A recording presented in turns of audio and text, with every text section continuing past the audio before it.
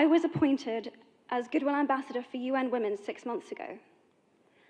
And the more I've spoken about feminism, the more I have realized that fighting for women's rights has too often become synonymous with man-hating. If there is one thing I know for certain, it is that this has to stop. For the record, feminism, by definition, is the belief that men and women should have equal rights and opportunities. It is the theory of the political, economic, and social equality of the sexes. I started questioning gender-based assumptions a long time ago. When I was 8, I was confused being called bossy because I wanted to direct the plays that we would put on for our parents, but the boys were not. When at 14, I started to be sexualized by certain elements of the media. When at 15, my girlfriends started dropping out of their beloved sports teams because they didn't want to appear muscly. When at 18, my male friends were unable to express their feelings. I decided that I was a feminist, and this seemed uncomplicated to me. But my recent research has shown me that feminism has become an unpopular word. Women are choosing not to identify as feminist. Apparently, I am among the ranks of women whose expressions are seen as too strong, too aggressive, isolating, and anti-men, unattractive even. Why has the word become such an uncomfortable one? I am from Britain, and I think it is right that I am paid the same as my male counterparts. I think it is right that I should be able to make decisions about my own body. I think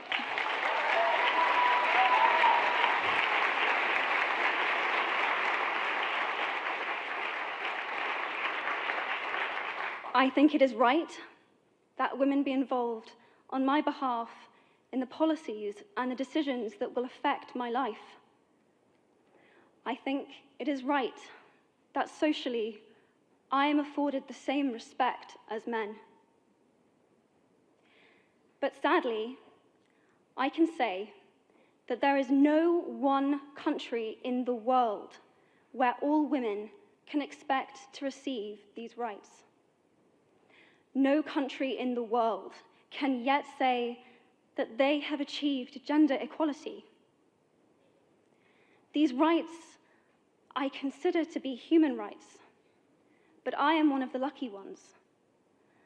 My life is a sheer privilege because my parents didn't love me less because I was born a daughter. My school did not limit me because I was a girl. My mentors didn't assume that I would go less far because I might give birth to a child one day. These influences were the gender equality ambassadors that made me who I am today. They may not know it, but they are the inadvertent feminists who are changing the world today. We need more of those. And if you still hate the word, it is not the word that is important. It's the idea and the ambition behind it. Because not all women have received the same rights that I have. In fact, statistically, very few have been. In 1997, Hillary Clinton made a famous speech in Beijing about women's rights. Sadly, many of the things that she wanted to change are still true today. But what stood out for me the most was that less than 30% of the audience were male. how can we affect change in the world when only half of it is invited or feel welcome to participate in the conversation? Men, I would like to take this opportunity to extend your formal invitation.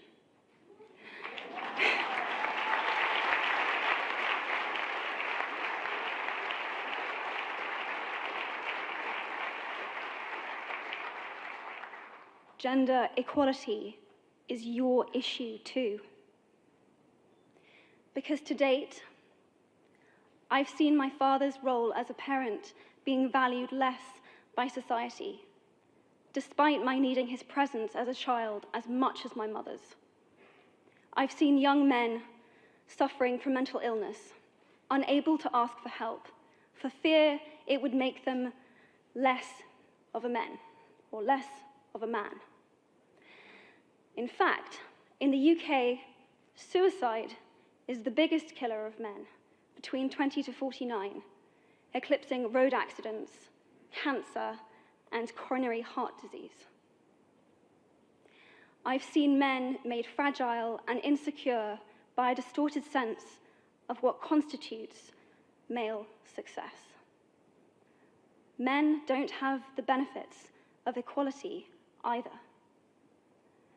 We don't often talk about men being imprisoned by gender stereotypes, but I can see that they are, and that when they are free, things will change for women as a natural consequence.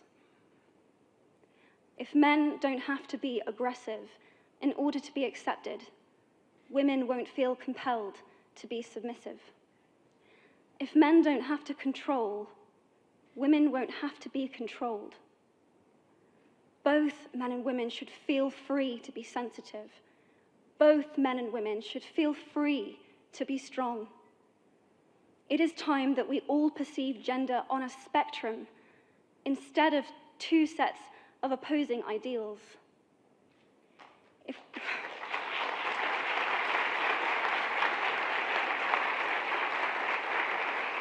If we stop defining each other by what we are not and start defining ourselves by who we are, we can all be freer. And this is what he, she is about. It's about freedom.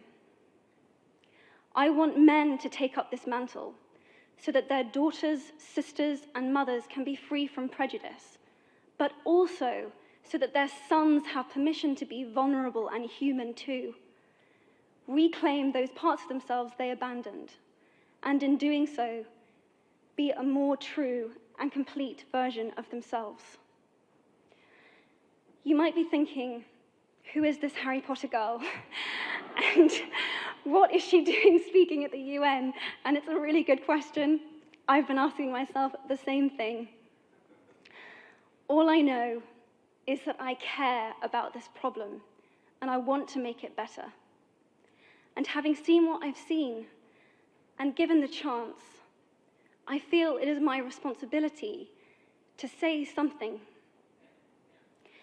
Statesman Edmund Burke said, "All that is needed for the forces of evil to triumph is for good men and women to do nothing."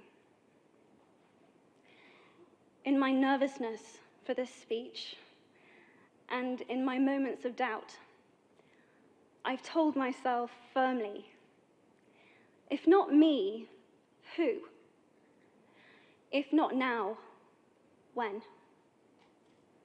If you have similar doubts when opportunities are presented to you, I hope that those words will be helpful. Because the reality is that if we do nothing, it will take 75 years, or for me to be nearly 100, before women can expect to be paid the same as men for the same work. 15.5 million girls will be married in the next 16 years as children. And at current rates, it won't be until 2086 before all rural African girls can have a secondary education. If you believe in equality, you might be one of those inadvertent feminists that I spoke of earlier. And for this, I applaud you. We are struggling for a uniting word, but the good news is that we have a uniting movement. It is called He for She. I am inviting you to step forward, to be seen, and to ask yourself, if not me, who? If not now, when? Thank you very, very much.